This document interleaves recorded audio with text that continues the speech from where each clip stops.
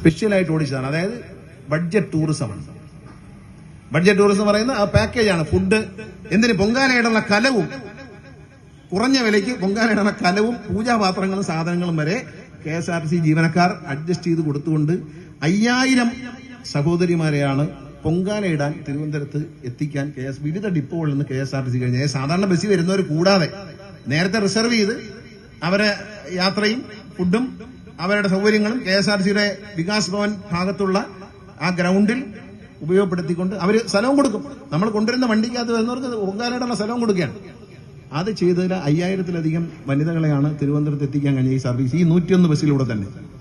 അപ്പൊ അങ്ങനെ KSRTCയുടെ വരുമാനം എന്ന് പറയുന്നത് ബഡ്ജറ്റ് ടൂറിസം, ഈ പദ്ധതിയിലെ വരുമാനം കഴിഞ്ഞ വർഷത്തേക്കാൾ ഈ വർഷം കൈവരിച്ചിരിക്കുന്ന 84% വർധനമാണ്.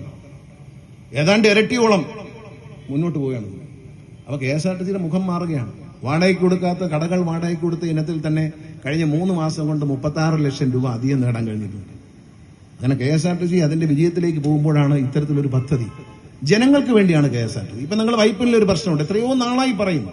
പ്രൈവറ്റ് ബസ്സുകാരൻ കയറത്തില്ല, കേസ്, വഴക്ക്. MLA തന്നെ തലയിൽ കൈവച്ചു, ഉദ്യോഗസ്ഥന്മാർ തലയിൽ, RTOട് ചോദിച്ചപ്പോൾ RTO തലയിൽ കൈവച്ചു. ഇവരെ കൊണ്ട് രക്ഷയില്ല സാറേ, പറ്റത്തില്ല എന്ന് പറഞ്ഞു. അങ്ങനെയാണ് ഒരു തീരുമാനമെടുത്തു. സർക്കാരിന്റെ ജനങ്ങളുടെ വാഹനമായ KSRTC വൈപ്പിനിലെ ഈ പ്രശ്നം പരിഹരിക്കട്ടെ എന്ന് തീരുമാനിക്കാൻ പലരും ചോദിക്കാറുണ്ട്. ഈ പൊതുമേഖലാ സ്ഥാപന KSRTC വെറുതെ പൈസയും കൊടുത്ത് തള്ളിക്കൊണ്ടുപോകണം എന്തിനെന്ന് മനസ്സിലായ ഇതിനു വേണ്ടിയാണ്.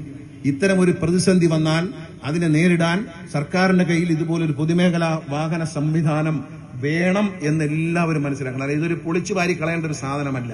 10,000 കോടി ഇടതുപക്ഷം സർക്കാർ ഈ പ്രസ്ഥാനം നിലനിർത്താൻ സഖാവ് പിണറായി വിജയന്റെ നേതൃത്വത്തിൽ നൽകിയിട്ടുണ്ടെങ്കിൽ അതിന്റെ ഉദ്ദേശം ഇതുപോലുള്ള പ്രവർത്തനങ്ങൾക്ക് വേണ്ടിയിട്ടാണ്. അല്ലെങ്കിൽ എവിടെ പോകും? MLA എവിടെ പോകും? മന്ത്രി എവിടെ പോകും?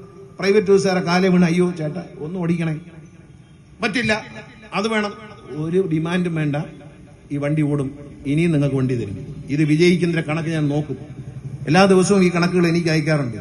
ആ കണക്ക് ഓരോന്നും ഞാൻ പരിശോധിച്ചതിന് ശേഷം നന്നായി പോവുകയാണെങ്കിൽ 10ന്റെ സ്ഥാനത്ത് ഞാൻ 25 എന്നൊരു ഓഫർ പറയുന്നു, തന്നിരിക്കും.